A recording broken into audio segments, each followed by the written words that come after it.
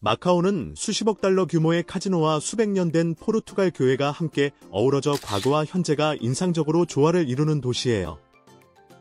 4세기 넘게 포르투갈의 지배를 받았지만 1999년 중국이 주권을 회복하면서 새로운 시대를 맞이했죠. 여전히 아시아의 라스베이거스일까요? 아니면 훨씬 더 전략적인 모습으로 변모하고 있을까요? 함께 알아볼게요. 1. 레저 산업과 조직의 영향력. 도박이 마카오의 화려한 표면을 상징한다면 레저와 동반자 산업은 좀 더 은밀하고 복잡한 층을 형성해요. 이 산업은 공식적으로 규제되지는 않지만 조용히 허용되며 호텔, 나이트클럽, 카지노에서 찾아볼 수 있죠. 많은 방문객들이 단순히 도박뿐 아니라 사교적인 즐거움에도 돈을 쓰곤 해요. 1990년대 후반 UN 인구기금 보고서에 따르면 마카오에서 이 분야에 종사하는 사람은 약 10,000명에서 15,000명으로 추정되었고 대부분 중국 본토와 동남아시아 출신이었어요. 이로 인해 마카오는 도박꾼뿐만 아니라 추가적인 쾌락과 레저를 찾는 이들에게도 매력적인 곳이 되었죠. 이 엔터테인먼트 네트워크 뒤에는 아시아에서 오랫동안 권력과 영향력을 가진 특정 조직들이 있었어요. 이들은 동반자 산업뿐 아니라 카지노, 도박 관리, 비공식 대출, 자금 흐름, 그리고 기타 지하 사업에도 관여했죠. 1990년대 마카오는 이 조직들이 영향력을 두고 경쟁하면서 심각한 긴장 상태를 겪었어요. 1995년부터 1999년까지 300건 이상의 폭력 사건이 기록되었고 연평균 60건 이상이었죠. 거리에서의 충돌이 너무 흔해 포르투갈 당국은 도시의 안전을 완전히 통제하기 어려웠어요. 가장 충격적인 사건 중 하나는 1997년 마카오의 철인구로 불리던 주 바오키엔의 암살이었어요. 그는 지역 권력층에서 매우 영향력 있는 인물이었죠. 그의 사건은 고수익의 도박과 소위 내정 사업을 장악하려는 지하 세력의 싸움 속 한 에피소드에 불과했어요. 상황이 너무 위험해지자 관광객들은 방문하기를 두려워했고 사업체들은 정상 운영에 어려움을 겪었으며 심지어 카지노 직원들마저 두려움 속에 살았어요. 포르투갈 정부는 중국의 주권을 넘기기 직전이라 폭력을 막을 힘이 없어 보였죠. 이 혼란은 곧 베이징이 마카오를 통치하면서 맞닥뜨린 첫 번째 큰 도전이었어요. 이 중국의 통제가 강화되다. 1999년 마카오가 중국에 공식 반환되었을 때 많은 이들이 베이징이 마카오의 특별한 경제를 제한하고 도박 산업과 관련 서비스를 억제할까봐 걱정했어요. 하지만 정반대의 일이 일어났죠. 중국은 국제 투자를 장려하며 마카오에 새로운 황금기를 열었어요. 그러나 이 번영이 절대적인 자유를 의미하지는 않았어요. 베이징은 자금 흐름, 사업 활동, 심지어 지하 네트워크에 대한 감독을 점차 강화했어요. 반환 후 중국은 길고경제 모델을 유지하겠다고 약속하며 마카오의 경제, 금융, 법률 면에서 광범위한 자치권을 부여했어요. 도박 산업에서는 즉각적인 간섭 대신 스티뎀 독점을 깨고 외국 기업의 투자를 초대했죠. 이로 인해 산업 거물들이 몰려들었어요. 라스베이거스 샌즈, 윈 리조트, MGM 같은 회사들이 수십억 원을 카지노 리조트와 럭셔리 호텔에 투자하며 마카오를 세계적인 게임 허브로 바꿨어요. 한때 구식 카지노의 고향이었던 마카오는 2000년대 초반 라스베이거스에 필적하는 도시가 되었죠. 2002년 스탠리 호이 독점이 끝나자 외국 사업자들이 자유롭게 진입했고 2006년에는 마카오가 라스베이거스 스트립을 게임 수익에서 앞질렀어요. 결과는 놀라웠어요. 불과 10년 만에 마카오는 세계 최고의 게임 중심지가 되었죠. 2013년에는 수익이 452억 달러, 약 60조 2천억 원에 달했고 이는 라스베이거스의 7배에 달하는 놀라운 성취였어요. 인구 약 60만 명의 도시로서는 대단한 일이었죠. 마카오는 진정 중국의 금융강자로 떠올랐어요. 이런 급성장 속에서 베이징은 도시의 성장이 지속 가능하고 잘 관리되도록 더 세심히 주의를 기울였어요. 게임 산업의 확장과 함께 다른 서비스 부문도 빠르게 성장했지만 때로는 더 강한 감독이 필요했죠. 2009년부터 중국과 마카오는 협력하여 규제를 강화하고 투명성을 높이며 산업 질서를 유지하기 위한 캠페인을 시행했어요. 이는 종종 공정한 사업 관행을 보장하고 전통적으로 배후에서 활동하던 조직들의 영향력을 줄이는 데 초점을 맞췄어요. 2010년에는 카지노 보호 책임자였던 우 주시옹의 체포를 포함한 대규모 체포가 이어졌죠. 하지만 불법 활동은 사라지지 않고 적응했어요. 거리에서의 공공적인 호객 행위 대신 VIP 에스코트 서비스는 이제 럭셔리 호텔의 사적인 채널을 통해 은밀히 운영되어 이는 돈 중심의 문화가 마카오의 구조에 얼마나 깊이 뿌리 내렸는지를 보여줘요. 그러나 베이징의 전략은 체계적이고 단호했어요. 조율된 경찰 작전, 금융감독, 더 엄격한 법적 틀을 통해 중국 당국은 삼합회의 힘을 꾸준히 해체했어요. 포르투갈 시기의 방치와 달리 새로운 질서는 조직 범죄가 번창할 여지를 거의 남기지 않았어요.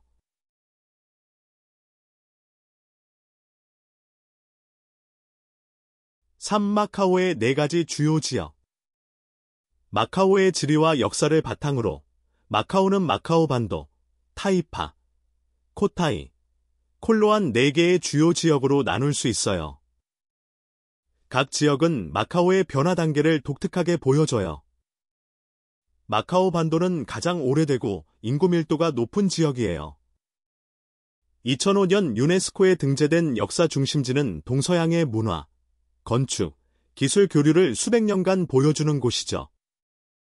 종종 작은 리스본에 비유되며 세인트 폴 성당 유적, 몬테 요세, 루카우 맨션, 세나도 광장, 세인트 도미닉 교회 같은 포르투갈 스타일의 건축물이 특징이에요.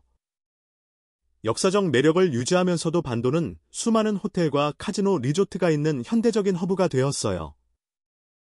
가장 상징적인 초고층 빌딩은 그랜드 리스보아로 약 258m 높이로 마카오에서 가장 높은 완공된 건물이에요.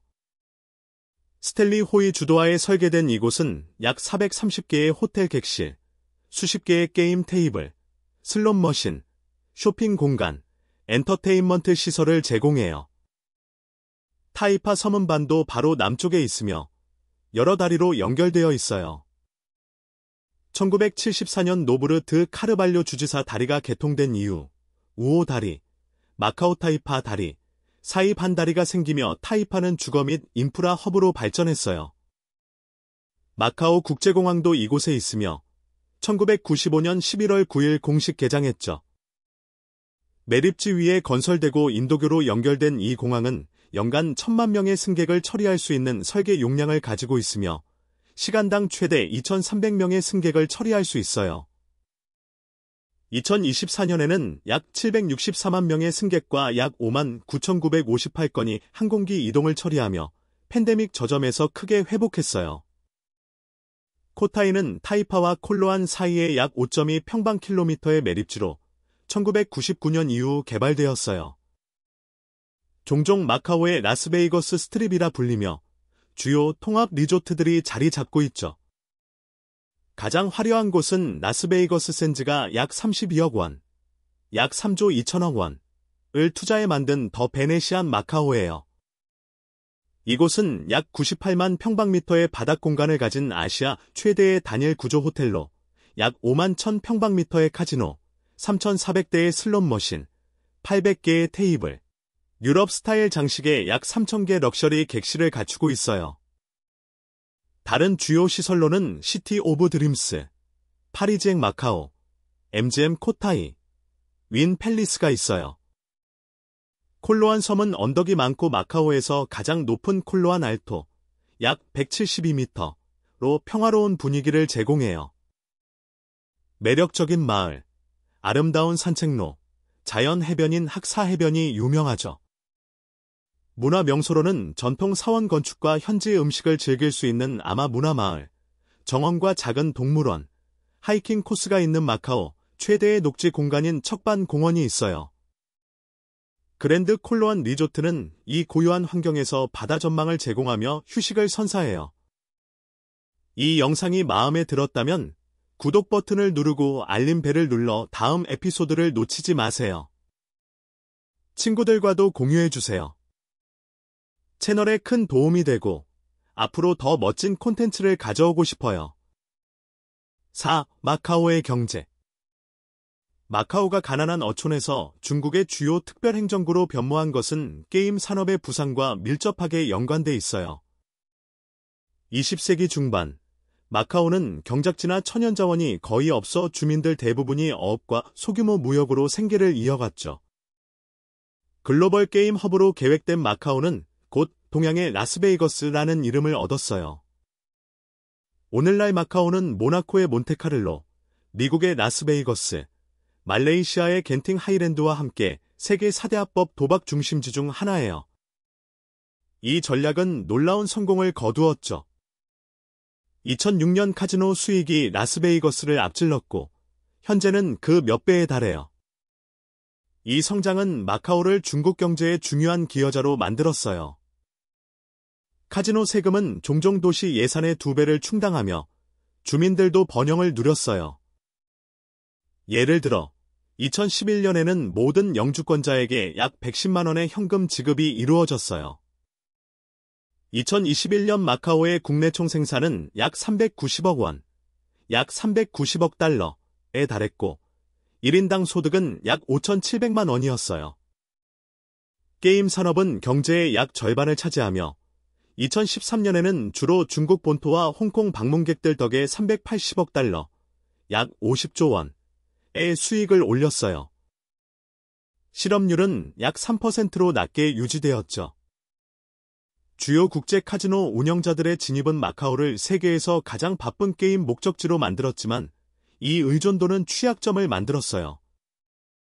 기술이나 생산성 성장에 기반한 산업과 달리 게임은 특히 중국 경제의 강약에 크게 의존해요. 경제 성장 둔화나 규제 강화 시기는 수익에 즉각적인 영향을 미쳤죠. 번영과 안정의 균형을 맞추기 위해 베이징은 다각화를 장려했어요. 관광, 금융, 컨벤션 산업을 탐구했지만 제한된 토지와 자원은 여전히 장애물이에요. 게임 의존도를 줄이면서도 마카오의 번영과 사회적 안정을 유지하려는 베이징의 이중 목표는 도전을 더 복잡하게 만들죠. 방문객 유입은 마카오의 호황의 핵심이었어요. 2003년 도입된 개인 방문 제도는 중국 본토 주민들이 독립적으로 마카오를 여행할 수 있게 해 카지노와 호텔 건설 붐을 일으켰어요. 2019년 팬데믹 이전의 관광은 사상 최고치를 기록했고 재개장 이후 회복 중이에요. 인프라 프로젝트는 마카오를 대만구 지역과 더욱 통합시켰어요. 2018년 10월 24일 개통된 홍콩 주아이 마카오 다리는 만을 가로지르는 여행을 1시간 이내로 단축했으며 2021년 개장한 칭마오항은 주아이로의 24시간 국경 통행을 간소화했어요. 이러한 프로젝트는 베이징의 장기 전략을 보여줘요. 마카오를 인근 도시들과 더 밀접히 연결하고 통제된 관광 흐름을 촉진하며 수익 창출과 지역 통합의 쇼케이스로 유지하는 거예요.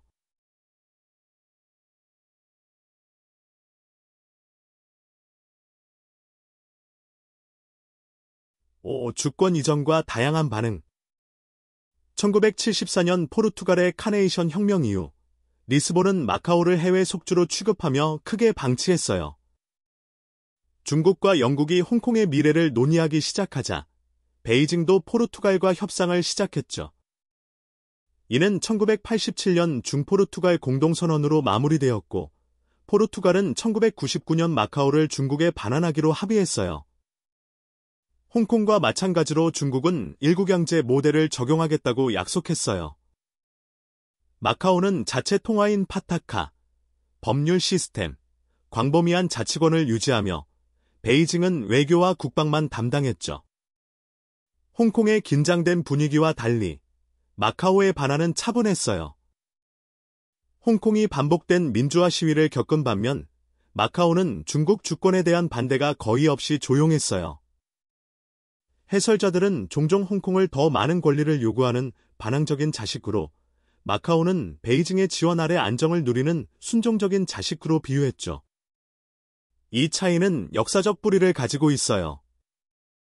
1997년 영국이 홍콩을 반환했을 때 홍콩은 중국 국내 총생산의 16%를 차지하며 주민들에게 경제적 무게와 정치적 발언권에 대한 기대감을 주었어요. 영국 식민 정책은 강한 제도, 시민 정체성, 서구화된 문화를 육성했죠. 반면 포르투갈은 마카오에 거의 투자하지 않았고 그 통치는 관료적이고 착취적으로 여겨졌어요. 1960년대 문화대혁명 당시 본토의 혼란이 마카오로 퍼졌지만 홍콩에서는 영국이 이를 억제했어요. 이 운동은 마카오 사회에 깊이 침투해 베이징에 대한 충성심과 공산주의 통치의 수용을 키웠죠. 중국 정체성은 학교와 미디어를 통해 강화되어 본토와의 일치를 배양했어요.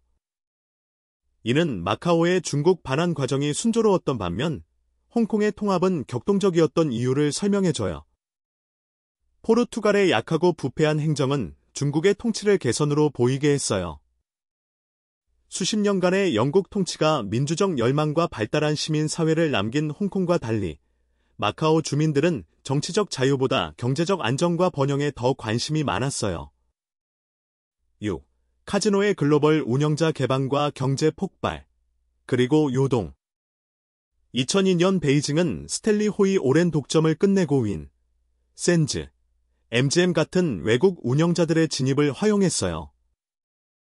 몇 년 만에 마카오는 2006년 라스베이거스 스트립을 게임 수익에서 앞질렀고 2013년에는 총 게임 수익이 약 450억 달러, 약 60조 원에 달하며 정점을 찍었죠. 이 급등은 마카오를 세계 최대의 카지노 시장으로 만들었고 게임 세금을 통해 국내 총생산과 정부 수입을 끌어올렸어요. 게임 검사 및 조정국은 월간 및 연간 수익 데이터를 공개하며 포르투갈 통치 시기에는 없던 투명성을 보장했어요. 정책 변화로 본토 관광도 급증했어요. 2003년 개인 방문 제도는 본토 주민들이 독립적으로 여행할 수 있게 해 카지노와 호텔 붐을 일으켰어요. 2019년 팬데믹 이전의 도착자 수는 사상 최고를 기록했고 이후 회복 중이에요. 변화는 극적이었어요. 10년 남짓 만에 마카오는 조용한 식민지 전초기지에서 글로벌 게임 수도로 진화했어요.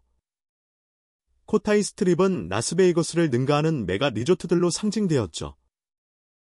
32억 원, 약 3조 2천억 원을 들인 더 베네시안 마카오는 이 호황의 가장 눈에 띄는 표식 중 하나로 수천 개의 일자리를 창출했어요. 하지만 급성장은 위험을 동반했어요. 마카오로 유입된 돈은 관광객뿐 아니라 부유한 관리와 비즈니스 엘리트들이 중국 밖으로 자금을 이동시키는 데서 왔어요. 중개업자가 운영하는 VIP 룸 시스템은 고액 도박꾼들이 자금 출처를 숨기며 신용으로 도박할 수 있게 했죠. 이 불투명한 시스템은 자본 유출과 돈 세탁의 통로가 되어 수십억 원이 베이징의 통제를 벗어났어요. 수년간 당국은 이를 묵인했어요. 게임 세금이 인프라, 사회 프로그램을 지원하고 마카오의 높은 생활 수준을 유지했기 때문이죠. 하지만 시진핑 주석이 권력을 강화하고 반부패 캠페인을 시작하면서 베이징의 인내는 끝났어요. 마카오의 번영을 촉진했던 바로 그 시스템이 가장 심각한 취약점이 되었죠.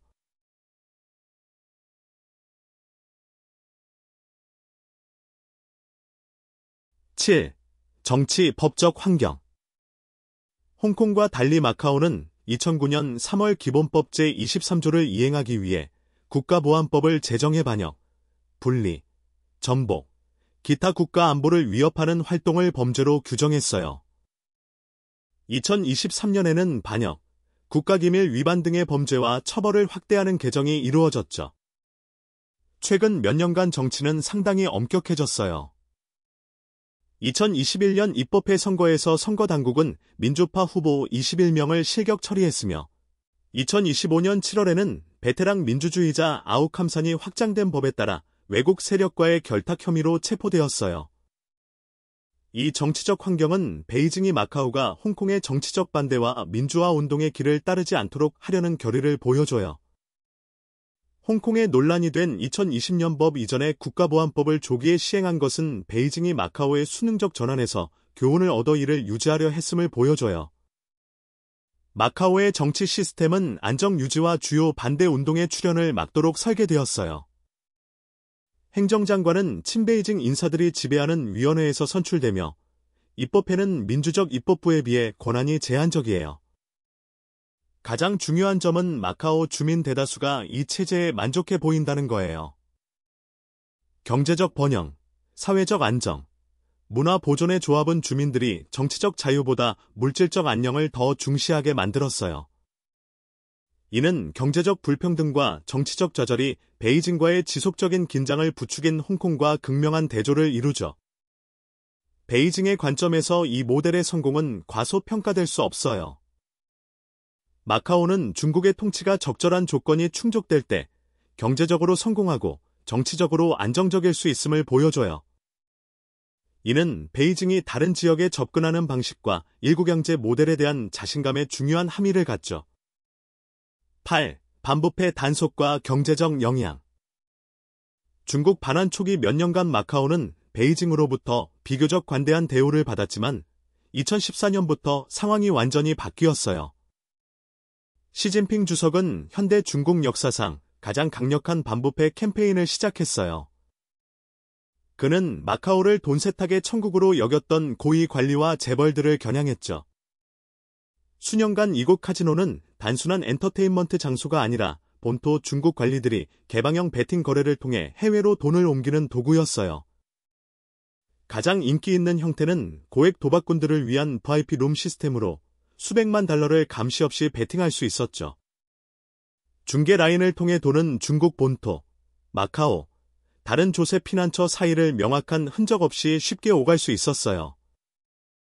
하지만 2014년, 베이징은 단속에 나섰어요. 중국 정부는 본토와 마카오 간 자금 이동을 엄격히 제한하는 일련의 금융 통제 정책을 발표했죠. 먼저, 개인이 중국에서 마카오로 송금할 수 있는 금액을 엄격히 제한해 고액 도박꾼들이 카지노로 돈을 가져오기 극도로 어려워졌어요. 동시에 베이징은 돈 세탁 징후가 있는 바이브와 카지노를 엄격히 감시하며 카지노의 사업 운영을 더 투명하게 만들었어요. 특히 강력한 금지 조치가 내려졌어요. 정부 관리들은 마카오에서 도박을 할 수 없게 되었죠. 이는 마카오를 출처 불명의 거액을 쓰는 비밀 놀이터로 여겼던 권력 엘리트에게 큰 타격이었어요. 이러한 통제는 마카오의 도박 산업에 즉각적인 충격을 주었어요. 본토에서 오는 VIP 고객 수가 급감하며 이 고객군에 크게 의존했던 카지노들은 즉시 위기에 빠졌어요. 그 결과 마카오의 도박 수익은 급락했어요. 2013년 카지노 총 수익은 452억 달러, 약 60조 2천억 원로 라스베이거스의 7배에 달했지만 불과 2년 후 이 숫자는 289억 달러, 약 38조 원으로 떨어졌어요. 단기간에 35% 이상의 손실이었죠. 많은 카지노는 운영을 축소하거나 관광과 엔터테인먼트 모델로 전환해 수익을 보충하려 했어요. 상황은 2020년 코로나19 팬데믹이 터지면서 더 악화되었어요. 봉쇄와 여행 제한은 마카오의 관광 산업을 거의 얼어붙게 했죠. 2020년 도박 수익은 75억 달러, 약 10조 원로 지난 20년간 최저 수준이었어요. 이후 경제는 팬데믹 이후 회복 조짐을 보였지만 베이징은 여전히 엄격한 통제를 유지하고 있어요. 이제 마카오는 예전의 자유로운 도박 천국이 아니라 모든 금융활동이 중국 정부의 통제 아래 있는 엄격히 감독되는 엔터테인먼트 중심지가 되었어요. 이 변화는 현대 역사에서 가장 극적인 경제 정책 전환 중 하나를 나타내요. 베이징은 정치적 통제와 부패 척결을 위해 수십억 달러의 세수 손실을 감수했어요. 메시지는 분명했죠. 어떤 금액의 돈도 공산당의 권위나 중국의 금융 안정성을 타협하게 두지 않겠다는 거예요. 마카오 사회에 미친 영향은 컸어요. 많은 카지노 직원들이 일자리를 잃었고 부동산 가치는 하락했으며 10년 넘게 도시를 정의했던 쉬운도는 갑자기 사라졌어요. 하지만 정부는 사회 프로그램과 관광, 엔터테인먼트, 기타 산업으로 경제 다각화를 통해 이러한 영향을 완화하려 노력했어요.